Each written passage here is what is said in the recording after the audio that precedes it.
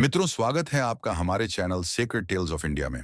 यहाँ आपको मिलती हैं अनसुनी और रोचक कहानियां जो भारत के गौरवशाली इतिहास और परंपरा की झलक देती हैं। ये कहानी है एक ऐसे सम्राट की जिसने राजगद्दी को ठुकराया लेकिन धर्म के लिए पूरा जीवन समर्पित कर दिया। आज की कहानी है एक ऐसे सम्राट की जिसने राजगद्दी को ठुकराया लेकिन धर्म के लिए पूरा जीवन समर्पित कर दिया। जब अरब से उठे तलवारों के तूफान ने सिंध की धरती को रौंद डाला, जब मंदिरों की घंटियां खामोश होने लगीं और धर्म डगमगाने लगा, तब अरावली की गोद से निकला एक दिव्य योद्धा जिसकी तलवार में शिव का आशीर्वाद था। एक तपस्वी योद्धा, एक अपराजेय सेनानायक जिसने इस्लामी आक्रमणकारियों को धूल चटा दी और हिंद की संस्कृति को मिटने से बचा लिया। ये कहानी है बप्पा रावल की। 8वीं शताब्दी का भारत। हिंदुस्तान की सीमाएं पश्चिम से डोलने लगी थीं। अरब और मध्य एशिया से इस्लामी आक्रमणकारी तलवार और आग लिए भारत की संस्कृति को रौंदते चले आ रहे थे। सिंध और मुल्तान के कुछ हिस्से पहले ही इन आक्रांताओं के हाथों में जा चुके थे। अब उनकी दृष्टि थी राजस्थान की ओर। वहीं अरावली की गोद में एक राज्य था, मेवाड़, जहां की धरती शौर्य, धर्म और स्वाभिमान से सिंचित थी। और इसी भूमि ने जन्म दिया था उस असाधारण योद्धा को, बप्पा रावल को। बप्पा रावल का बाल्यकाल संघर्षों से भरा था। उनका कुल पूर्व शासकों के षड्यंत्रों का शिकार हुआ। उनकी माता ने उन्हें एक आश्रम में शरण दिलाई, जहां एक महान ऋषि ने उन्हें शिव भक्ति, राजनीति और युद्ध कला की शिक्षा दी। कहते हैं कि बप्पा ने शिवजी की घोर तपस्या की और शिव स्वयं प्रकट हुए।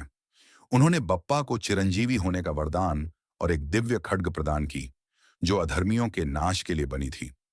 युवावस्था में बप्पा ने अपने बिखरे हुए वंशजों को इकट्ठा किया और मेवाड़ की राजधानी नागदा की स्वतंत्रता के लिए युद्ध छेड़ दिया। बप्पा ने छापामार शैली में युद्ध करते हुए धीरे धीरे पूरे क्षेत्र को मुक्त कराया। राज्य को स्वतंत्र करने के बाद उन्होंने कोई उत्सव नहीं मनाया, बल्कि शपथ ली, जब तक धर्म पर संकट है, यह तलवार म्यान में नहीं जाएगी। उस समय मुल्तान और सिंध पर अरब आक्रांता काबिज हो चुके थे।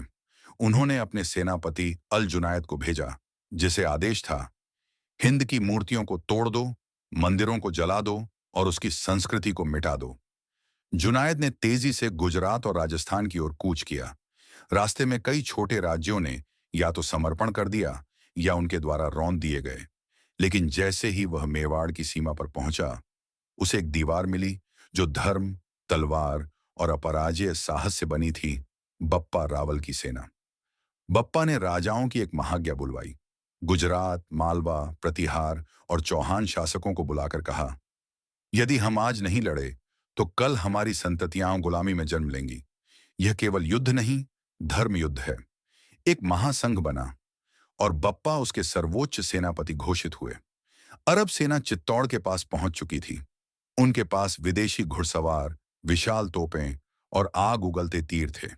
लेकिन बप्पा रावल के पास था जनशक्ति, धर्मशक्ति और नेतृत्व की दिव्यता। उन्होंने सेनाओं को 3 भागों में बांटा, एक सीधा मोर्चा, दूसरा पर्वतीय हमला और तीसरा गुप्त ब्रह्मास्त्र जैसे छिपे आक्रमण। रात के अंधेरे में जब अरब सेनाएं अपने शिविर में सो रही थीं, तब मेवाड़ की भूमि से गरज उठा, हर हर महादेव, और बप्पा रावल ने उनके शिविरों पर आक्रमण कर दिया। अरब सेना भागी। बप्पा ने उन्हें नागिन घाटी तक खदेड़ा। वहां एक भीषण युद्ध हुआ। इस युद्ध को रक्त की नदी कहा गया, क्योंकि घाटी का पानी लाल हो गया था। बप्पा स्वयं सबसे आगे लड़े। उनके एक ही प्रहार में 2-2 सैनिक गिरते थे। उनकी आंखों में अग्नि थी और हाथ में था शिव का आशीर्वाद। अरब सेनापति जुनायद भाग निकला, पीछे छोड़कर अपनी सेना, अपना धन और अपनी रणनीति। इस युद्ध के बाद बप्पा ने एक ऐतिहासिक निर्णय लिया। उन्होंने घोषणा की, अब से हर क्षत्रिय शिव भक्त होगा। धर्म और संस्कृति की रक्षा ही उसका धर्म होगा। उन्होंने युद्ध में भाग लेने वाले सैनिकों को रुद्राक्ष की माला और त्रिशूल चिन्ह प्रदान किया। कुछ इतिहासकार मानते हैं कि बप्पा के युद्धों और सिद्धांतों से प्रेरित होकर आगे चलकर कई राजपूतों ने भी धर्म की रक्षा के लिए जीवन न्योछावर कर दिया। जब सम्राट बनने का अवसर आया, बप्पा ने मना कर दिया। राजा बनना सरल है, लेकिन धर्म का रक्षक बनना कठिन। मैं तपस्वी बनकर शिव की आराधना में लीन रहना चाहता हूं। उन्होंने राज्य अपने योग्य उत्तराधिकारी को सौंप दिया और स्वयं हिमालय की ओर प्रस्थान कर गए। कहा जाता है कि वह अंत समय तक तपस्या में लीन रहे। कुछ मानते हैं कि वह कैलाश पहुंचे और शिव के चरणों में विलीन हो गए। आज भी राजस्थान की धरती पर यदि कोई तलवार उठती है तो पहले नाम लिया जाता है, बप्पा रावल का।